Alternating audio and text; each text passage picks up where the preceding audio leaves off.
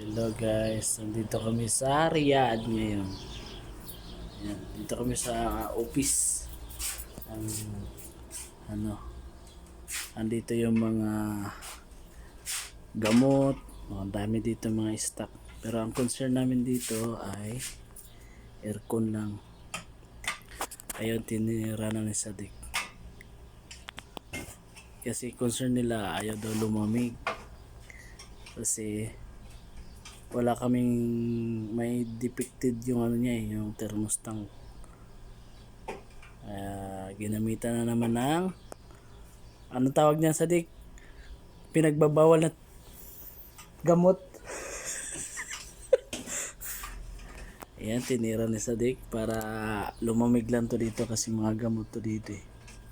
Ayan, mga gamot. Kailangan daw palamigin. Kasi wala kaming pamalit na thermostat. Tira Sadik.